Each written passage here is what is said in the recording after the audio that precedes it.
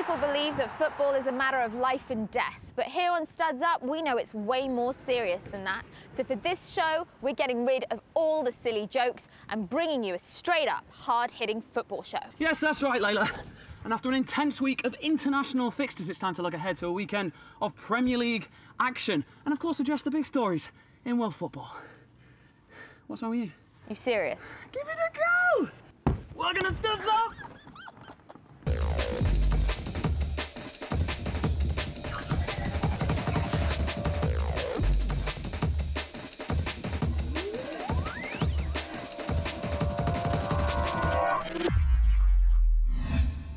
I cannot believe I let you talk me into this. Huh? Oh, I said I can't believe I let you talk me into this.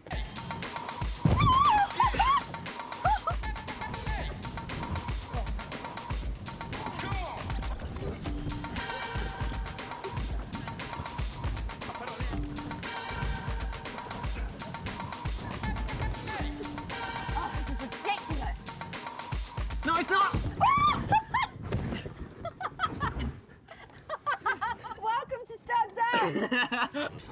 Oh, that's better. It is indeed. Well, the international break has popped some wildly overinflated egos, with Argentina and Leo only just scraping through into a World Cup position. And it's been a mixed bag for our Premier League participants. Marouane Fellaini and N'Golo Kante limped off with injuries, and Darren Fletcher gutted that Scotland are out. It is sad, but it's not all bad news because England have qualified, so it's all aboard the Three Lions Express, calling it tentative expectation, wild overconfidence, but ultimately crushing disappointment. So true. We're going to be chatting more about the world of football and what's happening in the Premier League later on, but first, here's what's coming up. Did you see the state of the pitch? You could have played all your 23s if you wanted to. Oh, I love you guys. Oh my God. After a pitiful start. A show fit to burst as always, but first, let's take a look at what else is going on in the wide world of football. Cristiano Ronaldo will be hoping to replace his 2013 Ballon d'Or award by winning another after it was auctioned to raise $600,000 for a Make-A-Wish Foundation. Crystal Palace are the only team in the top 20 divisions of European football yet to score a league goal, having lost their first 7 games. Still, it's not like they have to play the champions Chelsea this weekend. Oh, wait. Kevin De Bruyne described the pitch in Bosnia as the worst he's played on since he was 7 years old and said he was lucky not to get injured. De Bruyne was one of 8 Premier League players involved in Belgium's dramatic 4-3 win. And a 16-year-old has become the youngest player to score 2 goals in a Serie A game after Genoa striker Pietro Pellegrini scored twice against Lazio last week. He's been described by the club president as the next Messi. Watch this space. Wow, 16, that's so young. What were you doing when you were 16? I'd rather not say. I probably shouldn't have asked. What were you doing? I don't know, studying for my GCSEs, having early nights and helping little old ladies across the street, Johnny, naturally. Yeah? Yeah. Same here. Anyway, from start of tomorrow to the biggest stars of today on Tuesday, the 30-man shortlist for the Ballon d'Or was announced. Let's go inside and check out the shortlist. Yes. Oh, Johnny, I can't believe you've just done that. I get it. Go inside.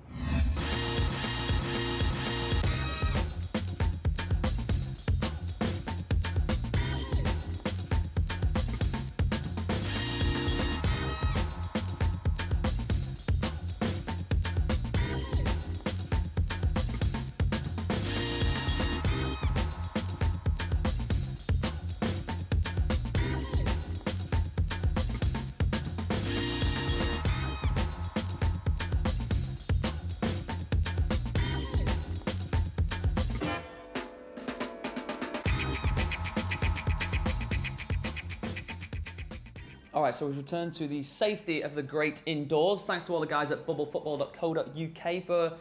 An interesting morning? An outrageous morning. Ridiculous one. An embarrassing morning for everyone involved. Anyway, onto the Ballon d'Or. Yes, where we're going to see zero change whatsoever. Every day of the week, it's going to be either Cristiano Ronaldo or Messi, isn't it? Yeah, but aren't we all a little bit fed up with that? I'm a little bit fed up with that. I'd like to see them giving some credence to another player. There's so many guys who are making this huge impact on world football this last year. who deserve, you know, a little time in the spotlight. They've had enough awards. Look at Kante, the driving force behind Chelsea, turning things around and becoming the best team in England last year. You've got people like Eriksen. You've got people like Griezmann. You've got people like Lewandowski. You've got people like Mbappe. People, you know, scoring goals for fun all over the leagues all over the world. Jonny, give them an award. There's loads of brilliant players, and there are other awards, but when it comes to the Ballon d'Or, and we're talking about the best, yeah, I mean, you can't say they're better any than number Ronaldo of Preston and North End Messi. players. I mean, Neymar might be up there. yeah, Neymar could be up there. Maybe he'll shake it up and give it back to a Brazilian after 9 years. But it's probably going to go to Messi and Ronaldo again. It's probably going to go to one. It's not what we think anyway, is it? It's not what we think. We want to know what you guys think. We've put together a list of 4 special nominees from the Premier League alone. I'm going to give you guys a chance to vote below. For N'Golo Kante, use the angry emoji.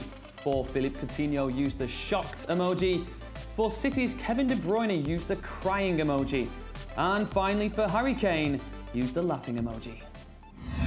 Some players who can really handle the pressure there. And speaking of pressure, our next segment is powered by Opta and brought to you by Goal and Shaw. It's this week's Pressure Index.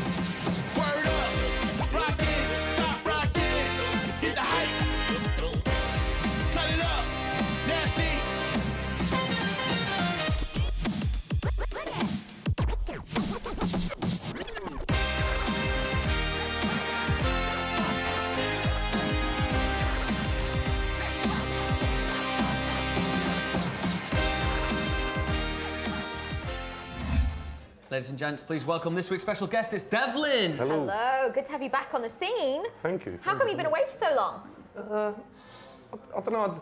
I fell out of love with the music a little bit for a minute. I had to go away and just clear my head and have a couple of years out and come back fresh, I think. But you haven't fallen out of love with your favourite team, have you? You're a Spurs fan? Could never fall out of love with Spurs. You had a solid season last year. There's been no reason to fall out with them yet. I'm happy. I've said it's been a change around the last few years, you know. I grew up with Spurs being a mid-table side my whole life, so to see us in the Champions League and fighting for the Premier League, waited long enough, but it's a lovely feeling, you know, lovely feeling. So how do you feel about them this season in particular? Wembley ain't ideal. When we was on such a good run and playing some brilliant football, it'd have been nice to continue that at the Lane. But obviously we've got the new stadium being built and a bit of a setback Wembley. I feel like we beat Dortmund there, you know what I mean? We can get our nut round it and yeah, but obviously I'd rather be at the Lane. You know? You've beaten what, like Barnsley, I think, and you've beaten Dortmund there. What do you think you guys actually have to do to sort out your home form, aside from like just move back to White Hart Lane? I think that's a lot of it, mate. It's the White Hart Lane. That was a fortress, wasn't it? Wembley's not our place, it's a bigger ground. We've got to suffer that and do as well as we possibly can do. They're brilliant players, we've got a great team, so you should be able to get your nut round playing at Wembley. But it's like a cup final for every team coming there. Some of them teams will never play at Wembley. But we get that out of the way, get back to the new stadium. Do you think it's a long-term thing? You think it's going to take, you know, a season, well, a couple of seasons really, before you can actually expect to be playing that well at home? You don't think it's going to be something that you can turn around over weeks or a couple of months? I said it's not ideal, but they're good enough players to get their nut round there and be able to play there. It might take a little bit of time, but I feel like we've had a few games there now. Dortmund was, after we beat Dortmund, I thought that's the curse lifted, you know. Yeah. Then we got the 0-0 with Swansea. But yeah, keep chipping away. I'm sure we'll find some. It does sound like quite a lot of the fans have just accepted this isn't ideal, but we're just going to keep going. Yeah. Well, obviously it's not. Every fan would want to be at the Lane or the new stadium, but we've got to deal with it. Tell that to a Preston North End fan. I mean, most of us would love to be going to Wembley, to be fair. Any reason to go down there would be great. And we've got a big weekend coming up, Liverpool versus Man United. Yeah, blinding Let's make game. a prediction for that one. Do you know what? I love Liverpool on the front foot, but they're suspect at the back. I could see some goals.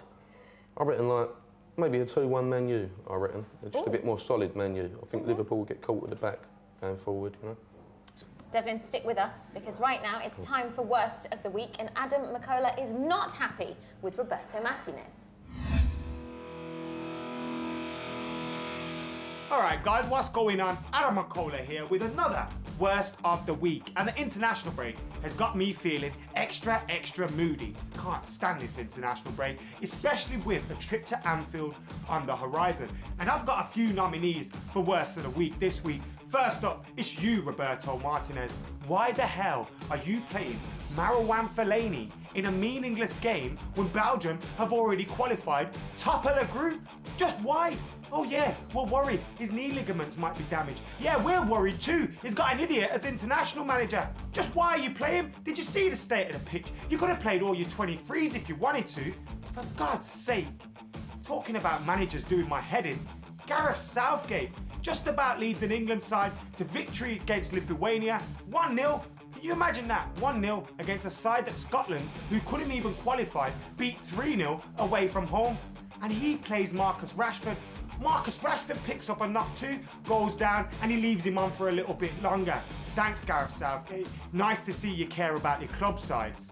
Moving on from that though, and to Kevin Keegan. Talking about that game against Liverpool, Kevin Keegan has been talking absolute nonsense in the build-up to that game. You remember Kevin off Keegan, right? I would love it, love it. Yeah, that idiot. He's been talking about Manchester United, Manchester City, and Liverpool's defences, and saying Liverpool aren't the only ones with defensive problems.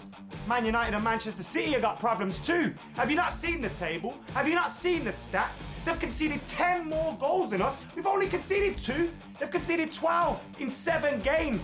How's that the same? I don't know. Oh, this international break's done my head in.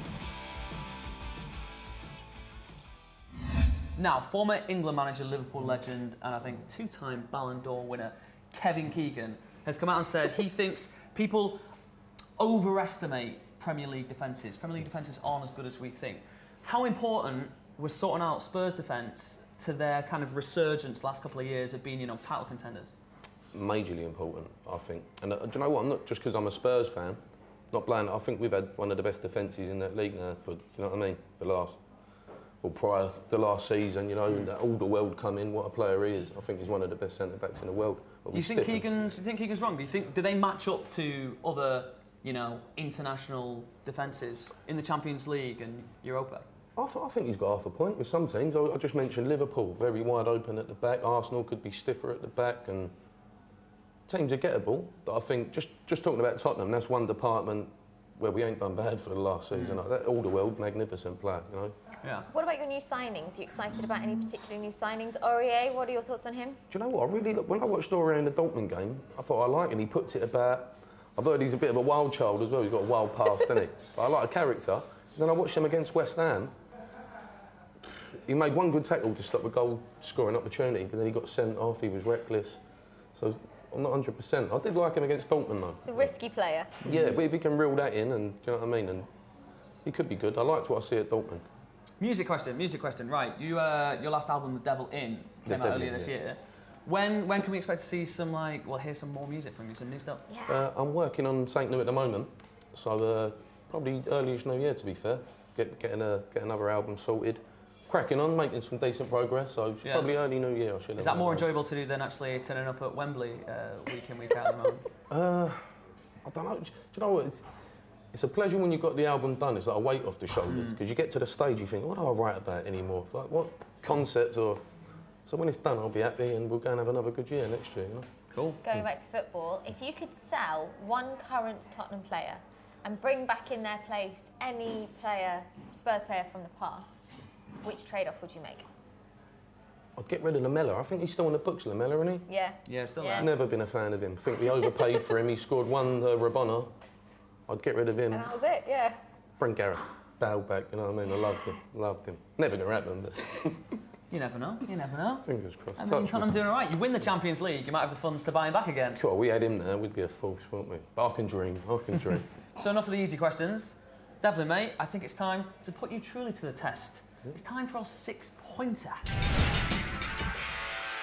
So it's the 6-pointer, and you have proved yourself against some of the best rappers around, but you've never been in a challenge quite like this. I'm nervous now. I just don't want to come stone last. Good reason. The rules are simple. You have 5 questions. For every question you get right, you get a point. Then you have a 6th bonus question, which will double the points you've already got. That question could mean everything to you today. Everything. Top score so far is 5, I think. The lowest maybe 2. There's a lot of 4s in between. No one's ever achieved the full 10. You can get 10 points in this, can't you? Yes, so the aim is to get everything right, and then the bonus question right, and storm it with 10 questions. I'm going to have a good go. As long as I ain't coming in at 2, I don't mind. You know what I mean? So, first question. Who scored more Premier League goals? Harry Kane or Bournemouth? Harry Kane. Oh, you're confident. You want to stick with that? Were you talking about, what, this season? Forever. Yeah. In Premier League history. Yeah. Well, I'll stick with Harry Kane. I'm afraid you're wrong. We've started here, Bournemouth. We gave you every chance, Devlin. Yeah, no, you did. I like to stick to me guns even when I run. Okay. Bournemouth with 104 goals. Harry Kane close, but not quite the same, 84. Question 2. The only time Bournemouth have previously played in Wembley is in 1998. Was their current manager, Eddie Howe, A, a ball boy at that game? Was he B, a Bournemouth player? Or was he C, supporting the Cherries from the stands as a fan? What year? At 1998, manager Eddie Howe was either playing, or he was a ball boy, or he was supporting from the stands. I'll say he's a ball boy. He was a player, Devlin. He was a player. This is going wonderful. It's going great. Question number 3. We're asking you to put these things in order of occurrence, starting with the oldest and then to the most recent. Tottenham winning the league, the invention of AstroTurf, and the invention of Velcro. So which came first? And in order of occurrence, Tottenham winning the league, the invention of AstroTurf, and the invention of Velcro. Did the Victorians have Velcro? I don't think so. I mean, we could just look at our cards and remember it'll give us the dates. I think it's written here. I'll go Velcro, Tottenham, AstroTurf. Oh! You've been bang on right! Stormed it! I'm so Game How on! did you get that one right? Velcro in 1957, Spurs winning the league in 1961, and AstroTurf was invented in 1964. I was due to get one right, wasn't I? Eventually. Why not that one? Okay, how about this one? Question 4. Who has been awarded more Premier League penalties throughout the history of the Premier League? Is it Liverpool on their own, or Manchester United and Watford combined? I'm going to say Liverpool because it almost feels like you should say the other 2 combined, so I'm going to go Liverpool. I like your thinking. 143 Manchester United and Watford had combined. 145 Liverpool. Yeah. You've got it right. 2 on the board. So this is the last of your normal questions before the bonus question. So 1 point for this one. How many of Paul Gascoigne's 57 England caps came whilst he was playing for Spurs? It's multiple choice. Is it 10, 20 or 30?